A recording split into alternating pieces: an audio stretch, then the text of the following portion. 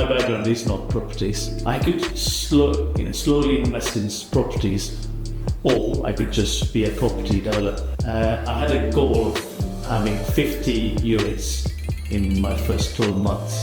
When I say units, bedrooms, but within not even 10 months, we now got 36 bedrooms, including all the projects we are currently doing. So probably 14 more. My plan is purely because there's the Artb Drive in Guildford, and I don't know how long that will continue. So I want to really scale up.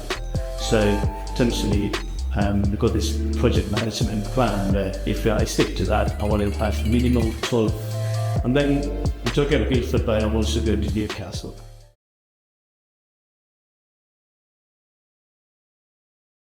My name's Lee Curtis. I'm the Managing Director of Architectural Designs.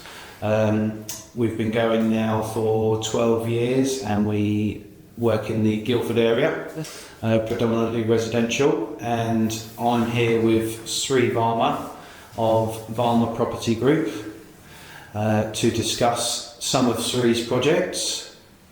Hi Sree. Hi, it's nice to be here. Indeed. So here we are in the office in Guildford, and we're just going to talk about why you've decided to work in the Guildford area, a little bit about your background, and what you feel your goals are moving forward. So why don't you tell us a bit about your sort of property background? Yeah, it's funny enough, my background is not properties. I used to be in Formula One, and then I started my own business within sport, and I've been running for the last 14 years. But then when I sold my first, no, I didn't sell. When I looked to sell my first flat, which I bought, because we were looking to move to a much bigger house, my wife at the time, she's still my wife. My wife said, let's don't sell it, let's rent it out. And we thought, okay, why don't we do that? We rent out our first flat when we bought the house we live now. And so the rental income started coming in, and I thought, okay, this is interesting, additional passive income, if you like. It's not so passive now. And then we thought of buying a second flat and third flat and so on. That was very sort of side hustle, if you like, when I was running my main business.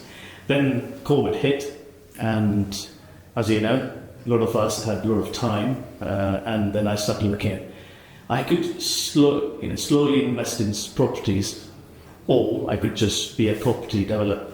So I started looking into how to become a property developer. And so I read a book called Rich Dad Poor Dad by Robert Kiyosaki, which changes a lot of people's perception about how to invest in assets and so on. So that changed my life, I have to say, and I decided to start a property development business. So I started looking into this. Obviously, I had no background, so I watched a lot of YouTube videos. I spoke to a lot of property developers, and then I started investing in a couple of properties outside of London, because I ran them before doing property development in London. So I've been doing that for the last 3-4 years, and then I decided to come to Guildford purely because, actually, it was by accident first, because I bought a one-bedroom flat in Woodbridge Road in Guildford in city centre for £135,000. Norris is a repossessed property by Barclays Bank. I just bought it by chance, and then once I was doing the works, I started learning about Guildford and the area. I really liked it because, one, there's no Article 4, so if you want to do HMOs, which is very important.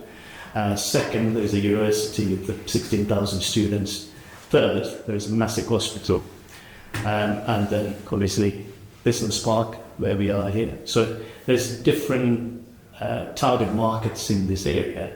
So I thought of investing in Guildford first, and last year I had a goal of having 50 units in my first 12 months. When I say units, bedrooms, but within not even 10 months, we now got 36 bedrooms, including all the projects we are currently doing.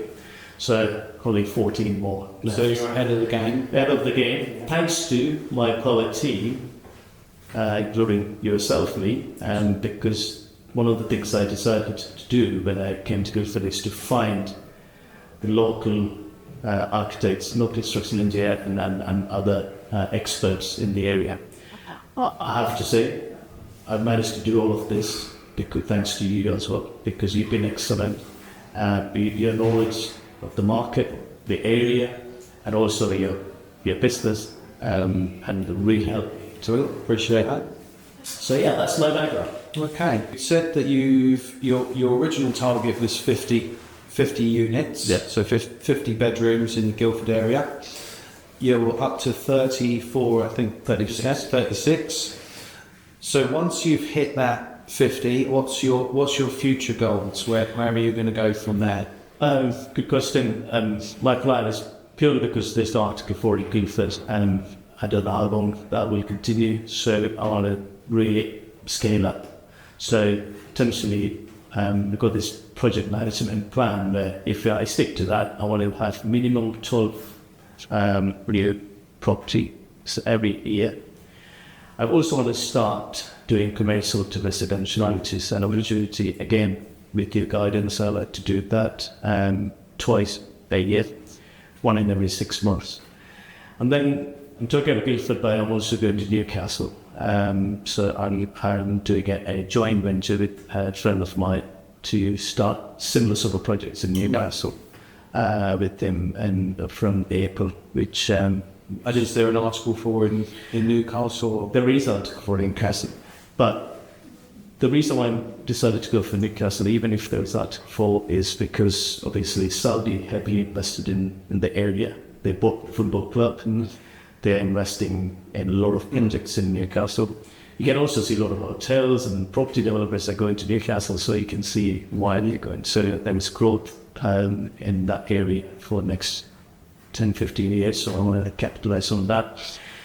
There is Article 4, but there are a lot of tired landlords, right? And so basically looking at buying 4, 5 bed HMOs and convert them into 6, 7, 8 bed HMOs with the standard reorganized structure.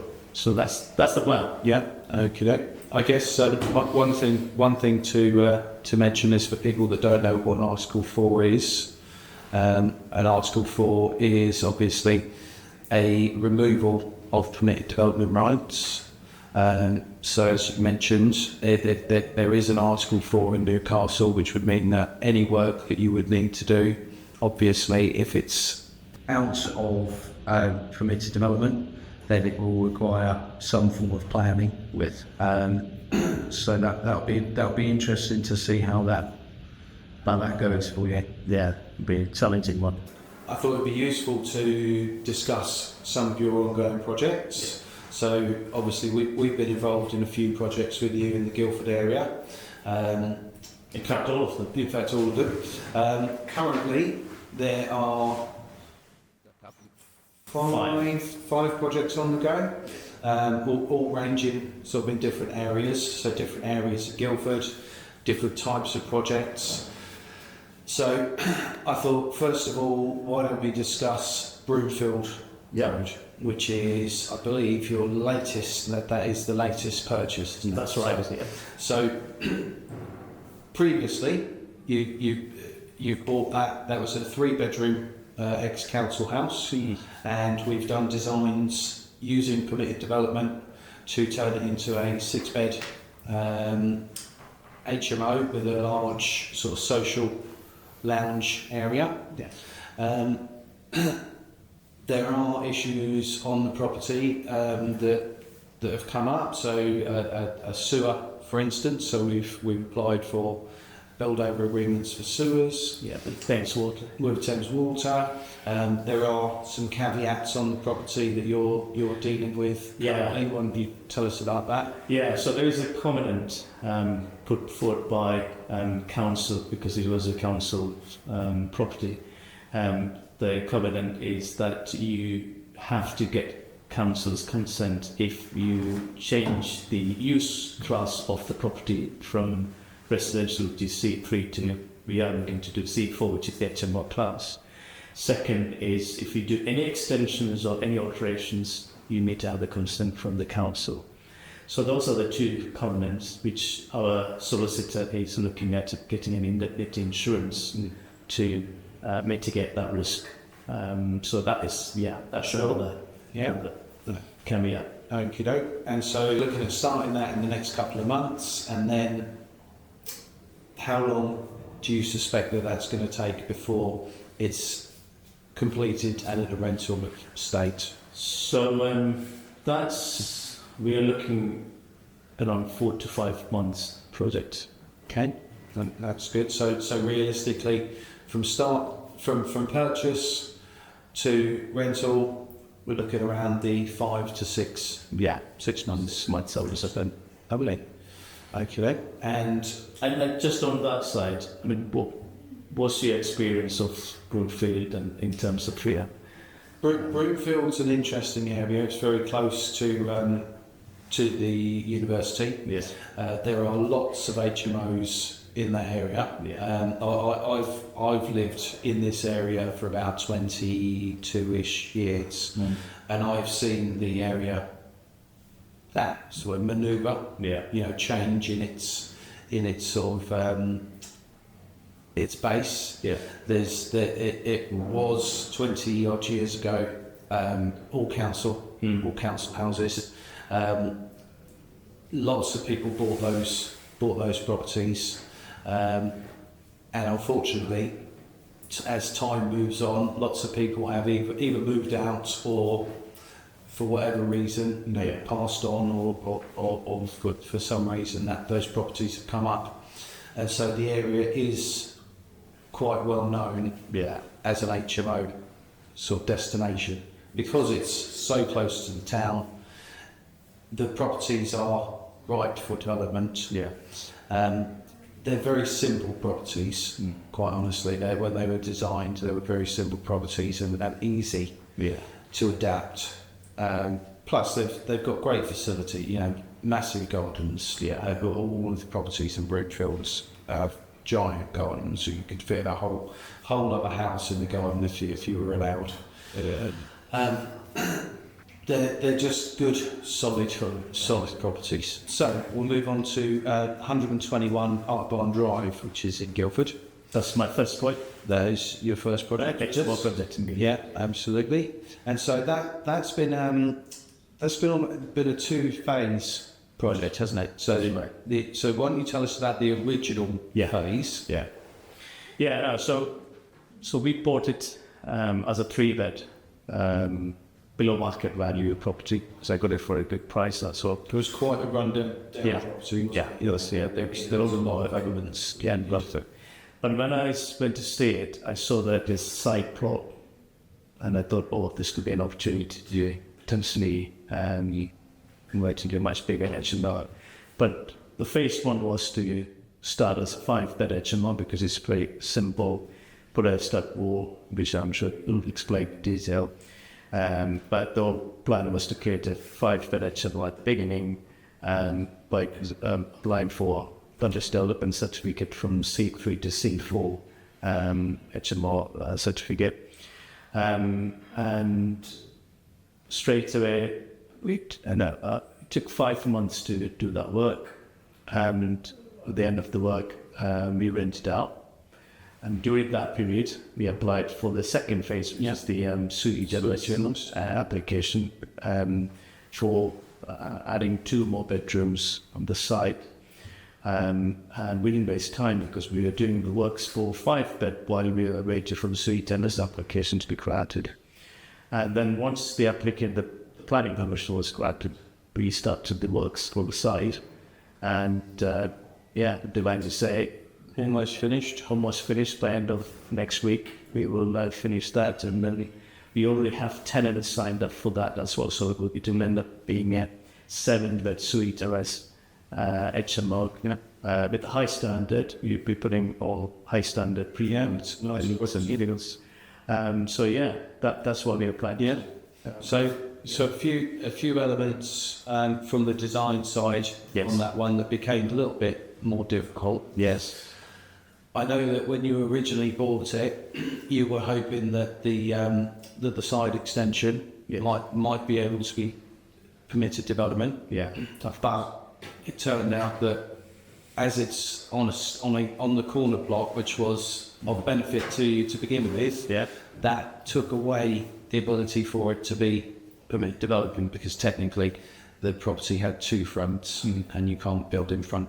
So we had to apply for the sui generis application, but there was also the matter of a large sewer running through the property.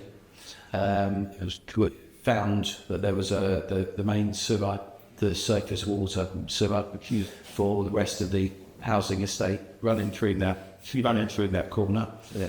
So we had to look at some creative steel work to enable that to stay. Thames Water have approved it. There's no issue with it being underneath. That's all plumbed in now. That's all taken care of. Steel frame was put in the ground to hold the property, as you know. And then the superstructure above just built off from that steel frame, so that there was no impact on the sewer.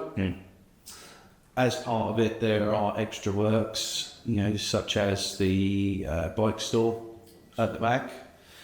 So that's going to be going in at some point.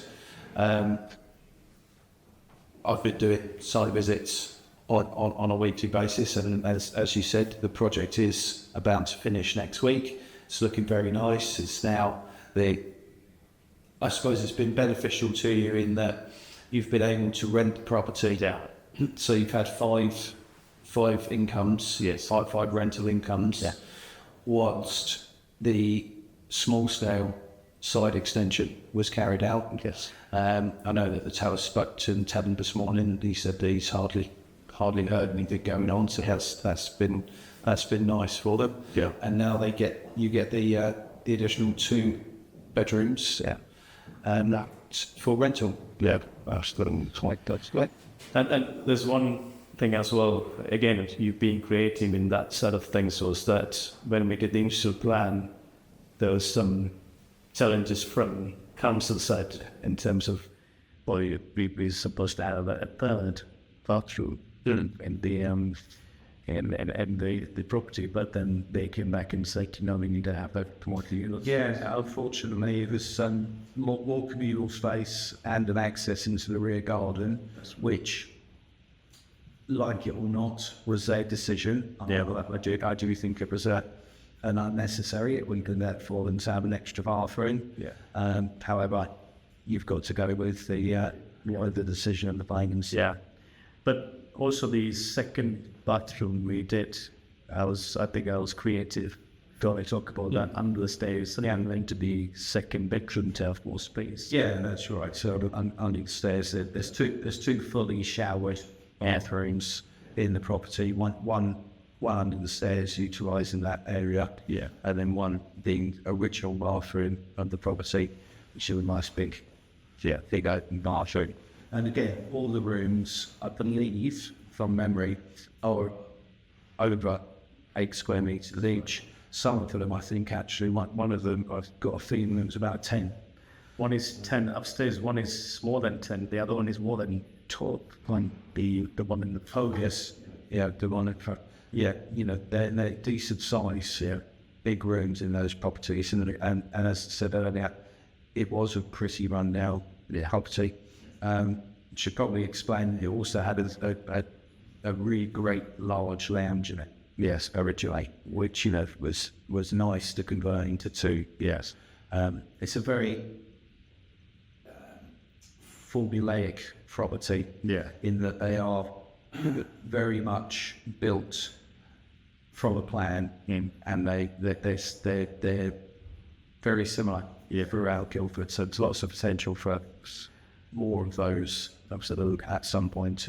Like if you look at it, there was 3 people living there. Now we are giving opportunity for 8 people the same property with much more, also excelling people to live there, and with much better standard. Yeah, absolutely. Yeah, it was a rundown property. It was what's called a cross wall construction. Yeah. So the front and rear walls are timber, and those were in desperate need of repair. Whoever had been there before would have been cold, or would have been just a pretty cool property. And as you say, now it's a nice modern 7-bed HMO. People loving little living space, and room for everyone to.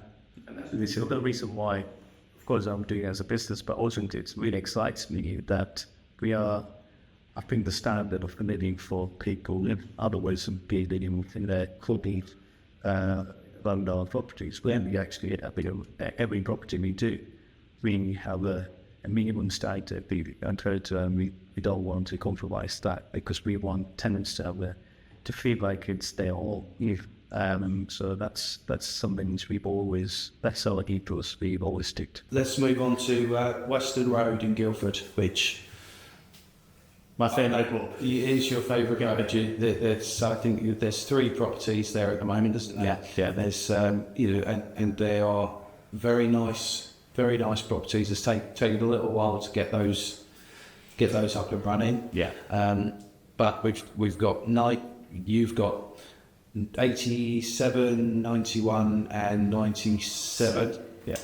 At the moment, yeah. And then we hopefully, who knows what the future's gonna hold on that road. So if we take sort of 91 to start with. Yeah. So 91 was a 2-bed. That's right. I believe it was a 2-bed, 2 up, 2 down property, kitchen at the rear, with a small bathroom on the rear.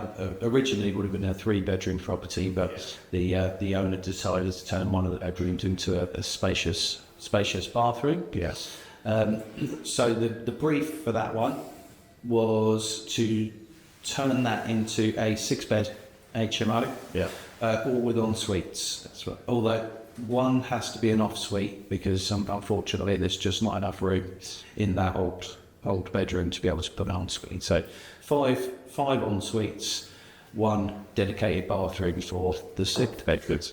And that was a complete internal alteration. That's right. And a full loft conversion. So two bedrooms up in the loft, but again, both en suited. Yeah. All carried out under permitted development. So no additional planning permission required for that property.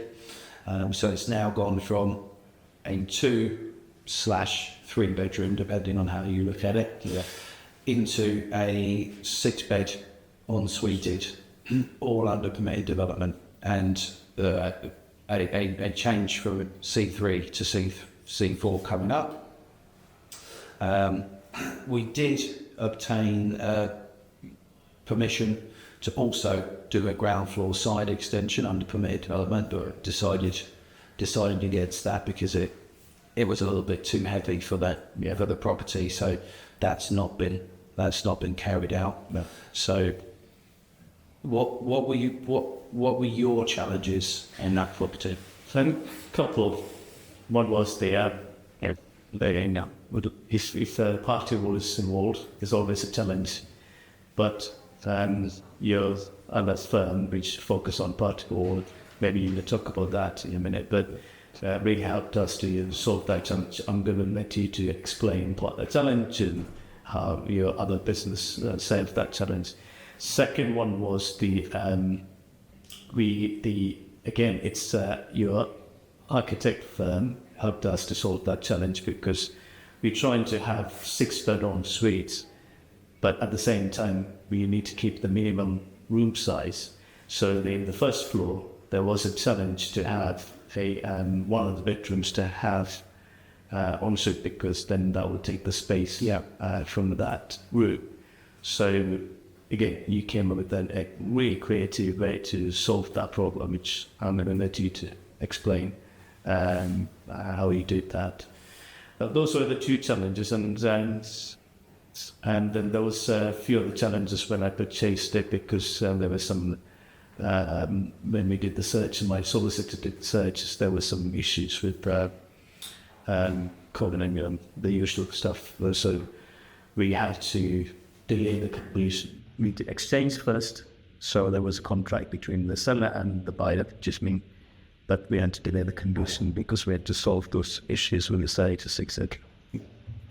It'd be great if you can explain those, how you... Okay, so yes, for those that don't know, a party wall agreement is required for any, in this instance, for yours, a loft conversion, any intrusions into the party wall. And the party wall is a shared wall between two properties. It's also applicable where you're building new foundations within 3 metres from of the neighbour's foundations and to a lower level. It can also apply where you're building on the boundary and there's no current construction on that boundary. So it's essentially an agreement between two sides, a building owner and a jointly owner. A contract is formed to allow that work to happen. It's not something that can ever actually stop the work. Once planning's approved, as long as you comply to all the further regulations, there's nothing really that can stop you, can delay you. However, it shouldn't be seen as a punishment. It should really be seen as a way of safeguarding both building owners from any future risk. Yeah. And just on that, because you should talk about the second business, because that, without that, I couldn't have done that. So what do you... So we've got Party Wall Centre Limited. Yeah. We deal with all matters party wall related. So any time anyone's extending, new builds, loft conversions, etc., anything that is what's called notifiable under the Party Wall Act. People often mistake the wording of the Act because it calls it a party wall. As I said earlier, there are elements where the actual wall itself is irrelevant, and it's the positioning of the new elements. And for instance, you could build a structure 2.5 metres into your boundary, and if it's within 3 metres of the neighbour's foundation, then Section 6 of the Act will still apply, which in fact, touching one of your properties, we had 87 Western Road, where you weren't building on the boundary, but you were within 3 metres of the neighbour's foundation, you were within their foundation, and therefore a party wall agreement was required with them. So we deal primarily with anything party wall related, schedules of condition. If for instance, a neighbour is happy for the works to go ahead, but they want a record of the property beforehand, that could be really beneficial to pinpoint any issues that were there prior to the build. I have a project ongoing at the moment where the client decided to forego all party wall items, and it's turned out that the neighbour now is claiming for £40,000 worth of damage, which nobody can prove one way or the other whether it was there prior to the construction, because they decided that the party wall matters do matter to the so it is UK legislation, but unfortunately some people try and negate that. Sometimes that works for them, and in other cases it's a £40,000 potential. It's not the risk worth taking. No. People often think that party wall awards and party wall work is going to be expensive. However, it's basically an insurance against potential liability later. Yeah, if you are professionally with a property developer, you need to make sure that things are taken seriously. Yeah, and professionals generally, they understand. It's normally single single homeowners who don't understand the benefits of it, and everybody always It's the old adage, it's never going to happen to me. Yeah, nobody ever thinks it. Until it happens and it happens. Let's move on to 97 Western Road, Yeah. which is slightly different to your other two properties on Western Road in that you're looking to turn that into a 7-bed HMO, all en suited. So previous history of that property is that it's currently a 5-bedroom HMO with handily a nice extension already added to the rear of the property. So there's already an extra bedroom, and so you want to convert that into a 7. That's right. Which will obviously require a planning application. So under sui generis, which means everything else. So it's its own application type. It's a sui generis application, and that requires. So we're going to add a ground floor extension, internal alterations, that including en suites all the way throughout, a loft conversion with 2 bedrooms, and a side extension, if I haven't mentioned that already. That's right. Yeah. So quite an extensive amount of work within that property. The sui generis application is currently in. Yes. We're waiting for approval on that.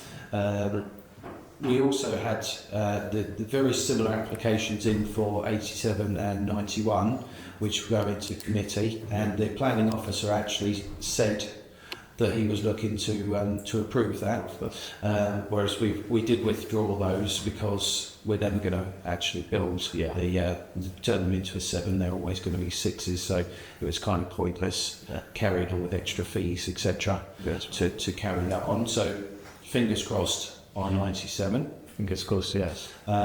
So tell us a little bit about why you liked that property, because you've only just bought it. Why did you like that property? What drew you to it?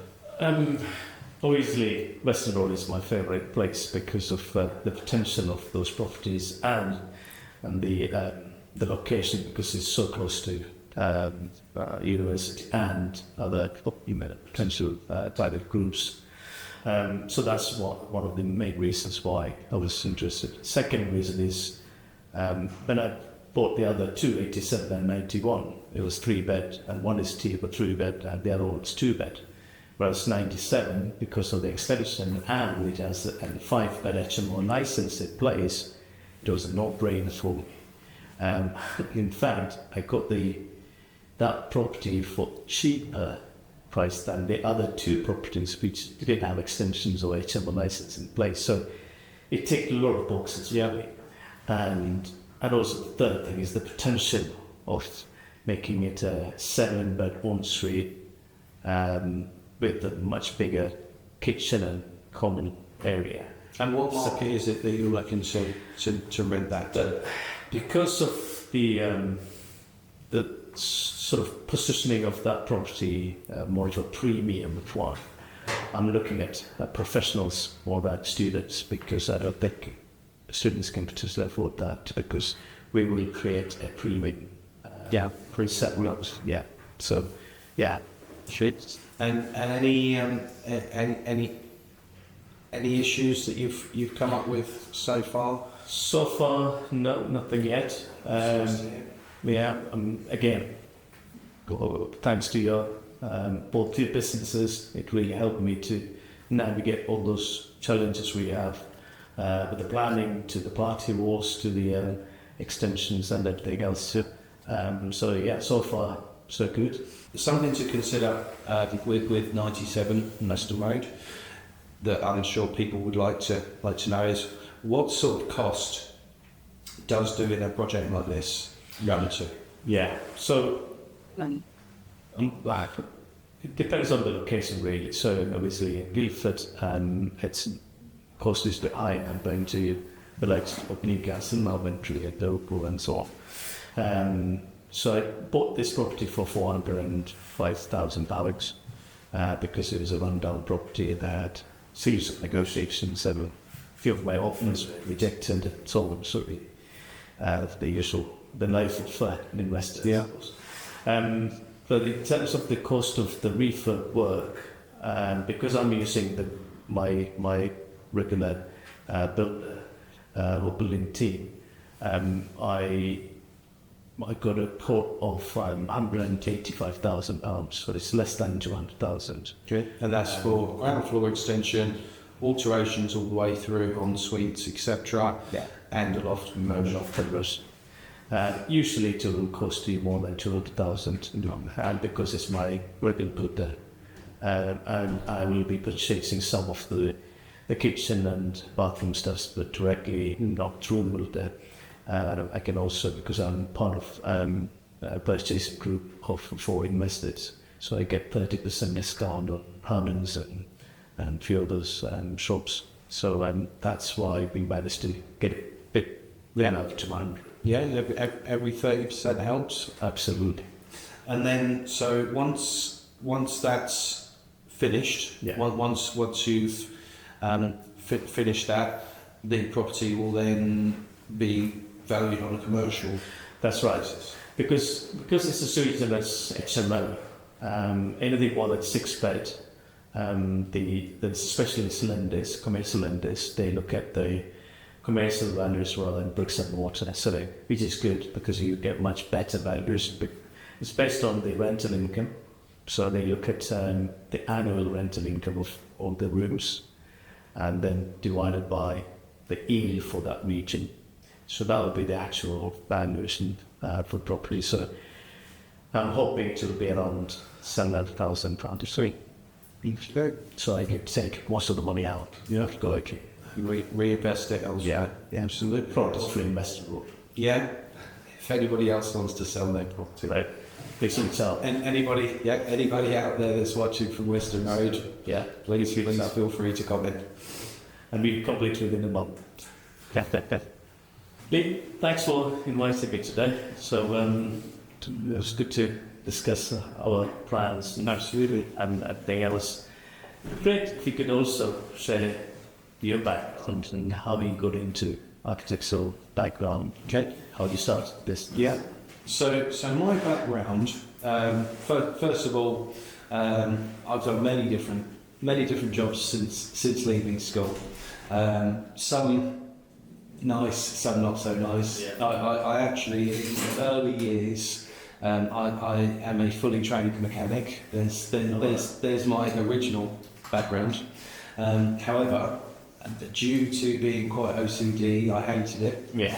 And so my father was actually a property developer ever since I was a child. I've lived or built inside, so I've been all over the southeast, go buying people's gardens on a Saturday, and helping Dad build them. Yeah. Later on in the year. Yeah. So really, he moved me into the field. I started when I was about 20. I think I was 22, and he just said to me, come work with me. Mm. So I then came to work with him for a year as a building surveyor. I then went on to work for Wokingham Borough Council, and I gradually moved from building surveying into the design side. I just found it more interesting.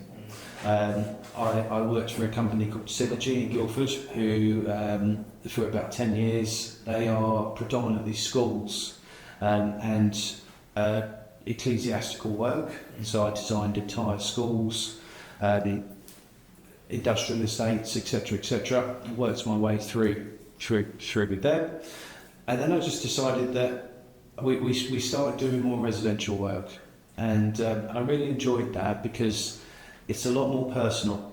I enjoy the residential side, and that's really what we do now. The architectural designs are set up to work with residential clients.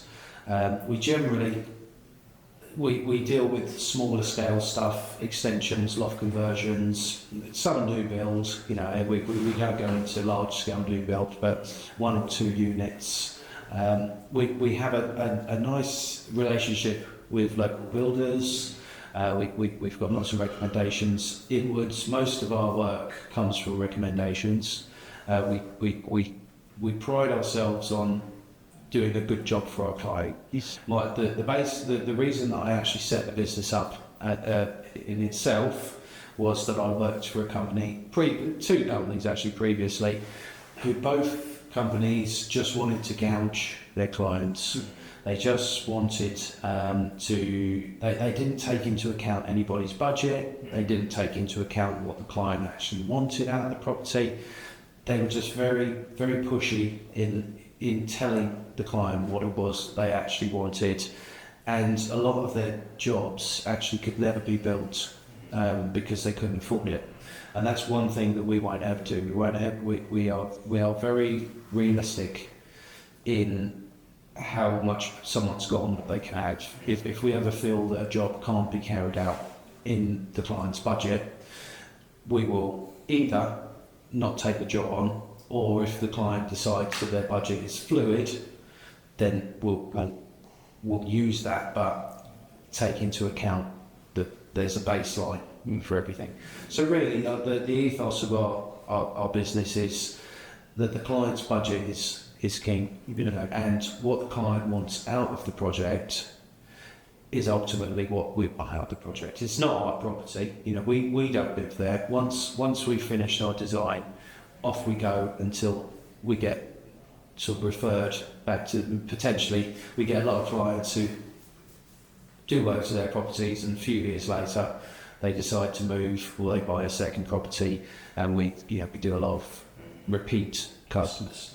So our ethos is just to look after the customer and make sure that they get what they want out of the property in a way that they can afford, rather than pushing our agenda upon them. Yeah, no, which is good. And do you have a specific area that you cover? So we cover southeast sort of London, southeast London. We cover Surrey, Berkshire, Hampshire, North Hampshire. We also cover areas of Sussex. So we have a reasonable circumference to it. So Guildford is where we're based. We're based in Guildford, and we like to sort of say that we'll go within 50 miles north of Guildford. Yeah. I've also got the Party Walk Centre, as I mentioned, obviously. I set that company up because I actually, again, it was an ethics element. I found that most architectural practices don't inform their clients of their responsibilities under the Party Wall Act. Now, the Party Wall Act is British legislation, and if you are carrying out works that are specified within it, you are legally bound to comply with it. Yes. A lot of architectural practices are scared of it, and they feel that they're going to talk their clients out of having work. So they ignore it because it's not their responsibility to have to tell the client. And I got to a point where I was carrying out a lot of work for architectural practices, building regulation drawings, etc., because we get a lot of referrals from other practices, and lots of drawings from other places. And people never knew what this Party Wall Act was. And people were always shocked to find out that at the end of just before they need to build, they also have this secondary element that they need to put in. So I started the company up so that I could inform people of their requirements under the Party Wall Act, and make sure that people, because there's lots of unregulated party wall surveyors out there. We're a member of the Faculty of Party Wall Surveyors, so the company is registered with the faculty, and we adhere to their rules and regulations. Whereas there's lots of companies out there that have no regulation, and again do their best to try and serve their own interests rather than the interests of both the company and the client. We try, as I say, ethically, we try and serve the client first, and we will make money out of it. Yes. However, we're not there to gouge it. Yeah. It's interesting because that's something which I experienced with some of my projects where you could have made more money from me, and it's talked me out of those projects, saying it's not what we should be doing, and I didn't do it at the end because I listened to you. So for the viewers out there, who are watching, what advice will you give if they're looking for an acquisition firm or a multi-wall firm? So, really, the advice for the architectural side is meet the person. You know, really dial down into what it is that the client wants. You want to make sure that that person understands your needs.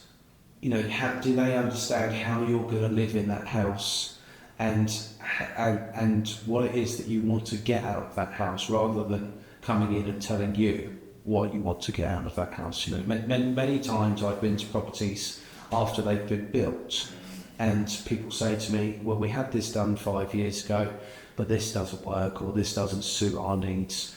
Get it right. Try and find someone that will get it right first time. Yes. Have specific goals, so budget, timeline, and your need for the property. What is it that property misses that you need that professional to show you exactly how you can actually achieve what it is that you want out of that property? And from a party wall surveyor, really you want to look at someone that's knowledgeable in the act. There are lots of party wall surveyors out in the world. Some are very, very knowledgeable, and some are quite the opposite. If you go cheap and cheerful, you will generally find that actually later on down the line it will cost you more. So don't try and scrimp and scrape on a party wall surveyor, especially with party wall notices. There are lots of government templates that you can use. However, the government templates are so old and so corrupted that technically no party wall surveyor should really accept them. And so it's a false economy, and it also takes longer. It's great advice. So we thank you very much. Yeah, I've enjoyed it as well. Yes, thank you.